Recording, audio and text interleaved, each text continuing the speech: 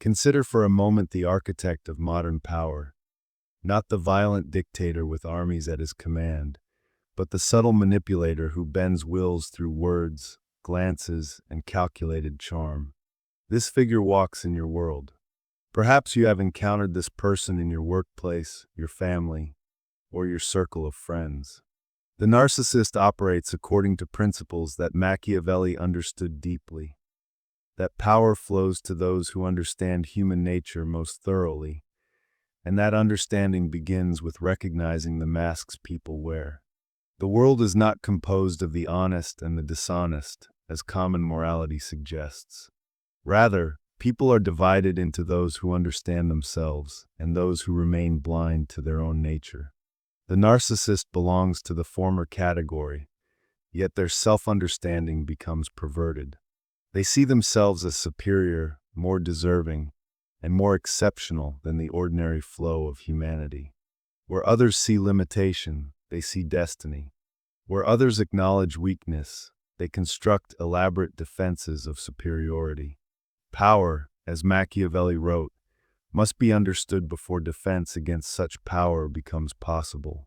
The narcissist wields power through a specific method, the distortion of reality itself. They do not merely lie, they reconstruct truth according to their needs. When you encounter someone who rewrites history in real time, who remembers conversations differently than they occurred, who insists their version of events represents the only valid account, you are witnessing narcissistic architecture in action. The first sign reveals itself in their relationship with admiration. All humans desire respect, but the narcissist hungers for admiration with an intensity that borders on desperation masked as superiority. They speak continuously of their accomplishments, yet these accomplishments often lack substance when examined closely. A minor success becomes a triumph. An ordinary achievement transforms into genius. The narcissist polishes and magnifies their image constantly, like an actor rehearsing the same monologue before every mirror. Observe their eyes when you praise them. Do they glow with genuine pleasure, or do they seem to be evaluating whether your praise qualifies as sufficient? The narcissist does not truly feel satisfaction from admiration. They feel only temporary relief from the constant emptiness beneath their inflated facade. This explains why they require constant feeding. One compliment satisfies them for mere moments before hunger returns again. The second indicator emerges in their fundamental inability to acknowledge fault. When circumstances turn against them, responsibility vanishes like morning mist. Failures belong to others, to circumstances, to bad luck, to those around them who lack the vision or capability to support their genius. This represents not mere defensiveness, which all humans employ to some degree. This becomes a systematic rewriting of responsibility itself. The narcissist inhabits a world where they remain never genuinely responsible for anything negative. Consider the narcissistic leader in any organization. When projects fail, the failure belongs to incompetent subordinates. When competitors succeed, they cheated or stole ideas. When circumstances change unexpectedly, the narcissist saw the changes coming, but was prevented from acting by others' cowardice or stupidity. They construct a narrative where they remain perpetually innocent, perpetually wronged, perpetually superior to those who failed to recognize their worth. This leads to the third characteristic, the complete inability to perceive others as fully human. To the narcissist, people serve as instruments. They become tools to be used, audiences to be impressed, and mirrors in which to admire one's own reflection. The narcissist does not form genuine relationships, they manage audiences. Some people are promoted to the inner circle because they provide maximum admiration. Others are demoted when they fail to serve their function. Watch how the narcissist treats those who cannot benefit them. Their charm evaporates immediately. Their attention disappears completely. They become cold, dismissive, even cruel with a casual indifference that reveals the absence of genuine feeling beneath their performed warmth. This represents not cruelty born of passion, This becomes the indifference of a person regarding an object that has lost usefulness. The narcissist functions as an artist of self-presentation, and this performance reveals exactly what allows you to recognize them. Where the ambitious person works to accomplish genuine goals, the narcissist works solely to be perceived as accomplishing them. This distinction becomes crucial. The narcissist cares not whether they actually build something valuable, only whether others believe they have done so. Their conversation reveals this obsession with perception repeatedly. Notice how frequently they steer dialogue toward their own experiences, their own insights, their own achievements. Ask them a question about a friend's recent success, and within sentences, they have transformed the conversation to revolve around themselves. They do not listen to understand. They listen only to find an opening to redirect attention toward their own narrative. Truly listening to another person would require acknowledging that person's reality as legitimate and separate from their own, which the narcissist cannot do. The language of the narcissist contains specific patterns worth recognizing clearly. They speak in absolutes constantly. They are not merely talented, they are the best. They have not worked hard, they possess genius that others lack. Their opinions are not perspectives but truth. Their preferences are not choices but evidence of superior taste. This pattern of absolute speech serves a function, preventing negotiation, disagreement, or the acknowledgement that other viewpoints might hold value. Examine their reaction when they are corrected. The normal person experiences correction as information, data that can be accepted, rejected, or integrated depending on its validity. The narcissist experiences correction as personal attack.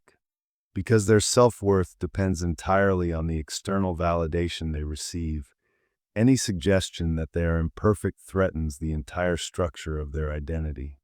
They respond to criticism with anger far greater than the situation deserves, or with cold contempt designed to diminish the person offering it. This defensive intensity reveals a profound truth about their nature. True strength can accommodate challenge without fracturing. A genuinely capable person can acknowledge mistakes without their sense of self collapsing. The narcissist cannot do this. When you point out their mistake, they reject it completely, make excuses, blame others around them, or turn and attack you. They will do anything except say they made a mistake and learn from what happened. This is not real confidence. This is weakness pretending to be strength. This represents not arrogance born of confidence. This becomes fragility masquerading as strength. The narcissist's charm functions as another tool worth understanding thoroughly. They are often magnetic, particularly in initial encounters. They pay attention to you in a way that feels like genuine interest. They ask questions, they remember details, they create a sense of being understood. Yet this charm possesses a specific quality, transactional nature. They are collecting information about how to manage you, what appeals to you, what weaknesses they can exploit later. Once they have secured your trust or admiration, this charm diminishes noticeably. You begin to realize that the person you met was a carefully constructed performance designed to serve their agenda. As Machiavelli observed, people are rarely truly known except through long acquaintance and repeated interaction. The narcissist depends on this reality. They present a crafted version of themselves to new people and rapidly retreat from the relationship if that version becomes questioned or if the person demands something from them rather than providing admiration. The initial warmth gives way to coldness once their dominance becomes established or once they determine you are no longer useful. Beneath the performed superiority lies something that might be called emptiness at the core. The narcissist lacks the capacity for genuine emotion that does not relate to their own status or comfort. They do not truly love, they possess. They do not truly befriend, they collect admirers. They do not truly grieve, they resent the loss of what made them feel important. This internal poverty remains often invisible to those encountering them casually, yet determines everything about how they interact with the world around them. The narcissist feels an intense loneliness despite their constant performance of superiority and strength. This loneliness represents not the loneliness of the isolated person who seeks connection but cannot find connection. This becomes the loneliness of the person incapable of genuine connection. They remain perpetually performing, perpetually managing their image, perpetually anxious that someone will perceive their fundamental ordinariness beneath the cultivated facade. They cannot rest because they cannot be themselves. There exists no self to return to, only the exhausting performance that continues endlessly. This exhaustion sometimes leaks through their facade. In unguarded moments, when they believe no one is observing, the mask slips. You may catch them looking defeated or desperate. Then they remember themselves, and the superior performance starts again. They cannot tolerate being seen as anything less than exceptional, because being seen as ordinary would mean confronting the void at their center. To recognize the narcissist instantly, observe these signs carefully. The constant need to dominate conversation and redirect dialogue toward themselves. The inability to celebrate others' genuine accomplishments without diminishing them or reclaiming attention. The immediate coldness when someone fails to provide admiration or when their superiority becomes questioned. The pattern of relationships where people are promoted and demoted based on their usefulness. The rewriting of shared history to cast themselves as the hero and others as obstacles or fools. Notice also their deep relationship with envy. The narcissist feels strong jealousy of what others have, yet they believe they deserve those things more than others did. When someone achieves something, the narcissist's first thought is not genuine appreciation, but the thought that they should have achieved success, or that the accomplishment was not difficult enough to be impressive, or that the achiever benefited from luck or connections. They prove incapable of admiring anyone else's accomplishment as legitimate. The narcissist often speaks of enemies surrounding them. The world contains people who appreciate them and people who do not understand them, resent them, or work against them. There exists no neutral ground. You function either as someone admiring them or as someone opposing them. This binary thinking reflects their fundamental inability to see people as complex beings with their own valid perspectives. You exist in their world only in relation to them, as fuel for their ego or as an obstacle to overcome.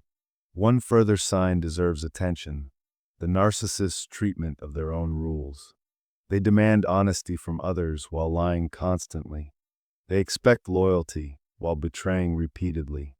They insist on being treated with respect while treating others with contempt. They follow rules they believe apply to others while exempting themselves. This represents not hypocrisy born of weakness. This becomes conscious strategy. They believe themselves to be superior to common morality because common rules are designed for ordinary people, and they see themselves as genuinely extraordinary. Understanding the narcissist provides clarity about how power truly operates in human relationships. The narcissist succeeds not because they are genuinely superior, but because others do not understand the mechanism of their manipulation. They succeed because people trust, because people assume goodness, because people believe that what they are shown represents what truly exists. Once you understand the performance for what it represents, much of its power evaporates naturally. This understanding also illuminates a fundamental truth. The narcissist remains profoundly weak, not genuinely strong. Their strength becomes an illusion constructed through the cooperation of those around them. Remove that cooperation and stop believing their self-created myth, and the structure collapses. A genuinely powerful person does not require constant validation. A genuinely confident person can acknowledge limitation. A genuinely capable person can admit when they are wrong without shame. The narcissist's power exists only in the space between their performance and others' willingness to believe that performance. When you recognize them, when you see through the facade, you reclaim your own power. You cannot be deceived about what you are encountering. You cannot be manipulated by charm that you understand as performance. You cannot be intimidated by inflated self-importance that you recognize as compensation for internal weakness. Recognizing the narcissist presents a choice before you. Knowledge alone changes nothing. You must decide how to proceed with this understanding. Some choose to distance themselves entirely, and this choice represents often the wisest course. The narcissist does not improve through exposure or understanding. They do not change because someone sees through them. They simply find new audiences more willing to believe the performance.